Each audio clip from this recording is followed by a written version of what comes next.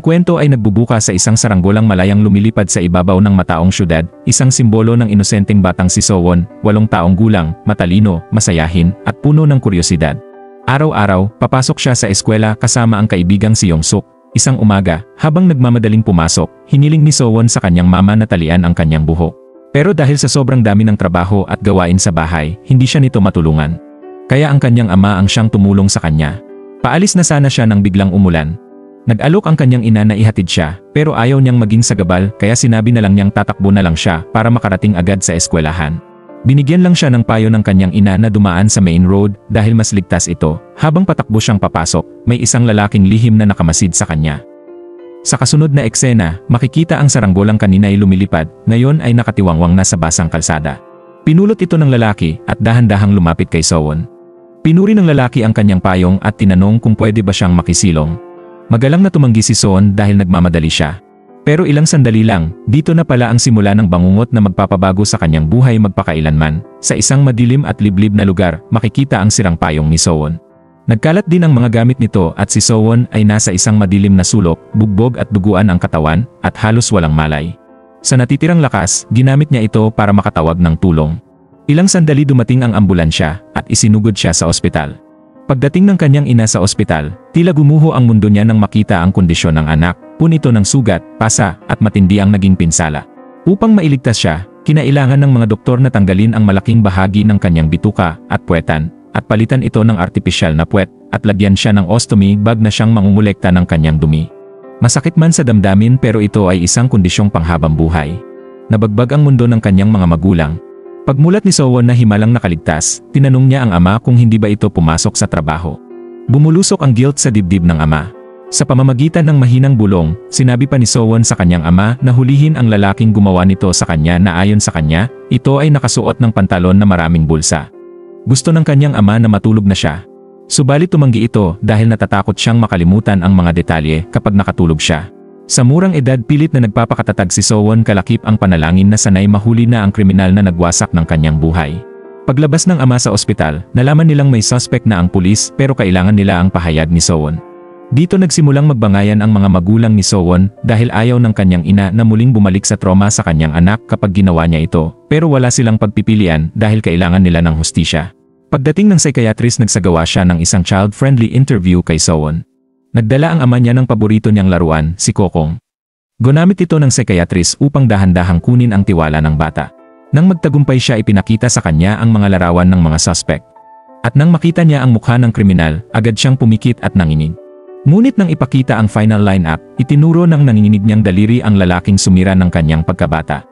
Dito sa wakas, nagkaroon ng sapat na ebidensya ang pulis para mahuli ang salarin, subalit ang sesyon ay nabalitaan ng media kaya't dumagsa sila sa ospital. Nagpanik ang ama ni Sowon.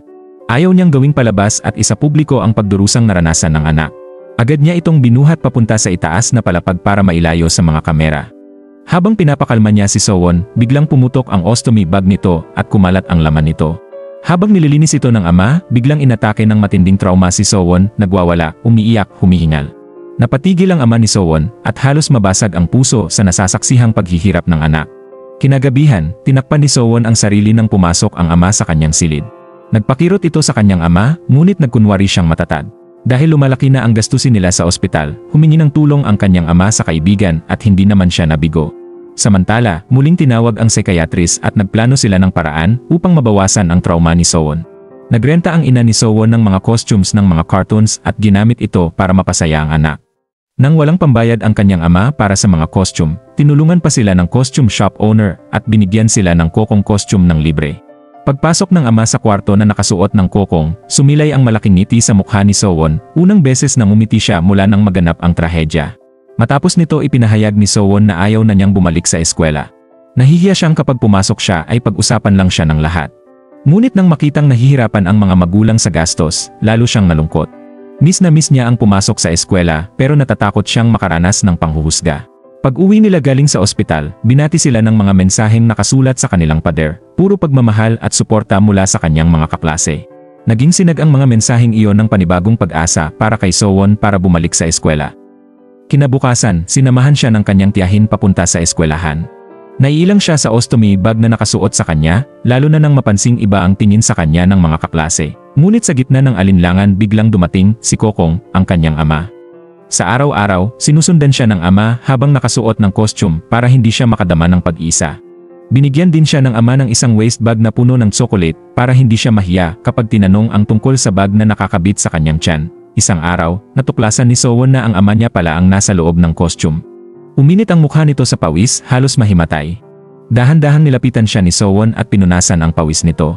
Simula noon unti-unting nawala ang siwang na nakaharang sa kanila at muling nagkalapit ang mag-ama.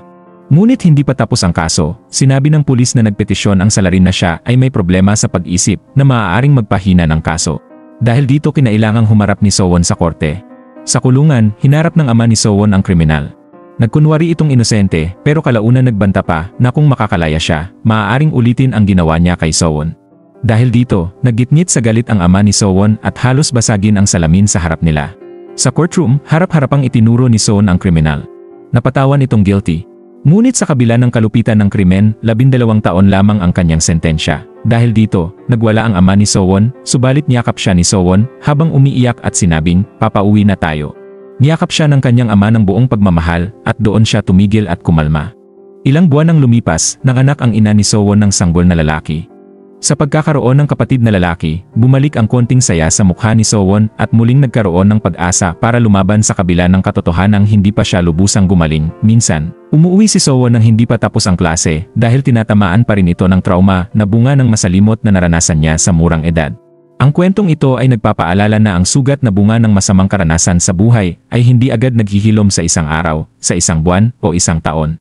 Ang mahalaga ay maging malakas tayo at matutong maging matatag saan man tayo dalhin ng buhay.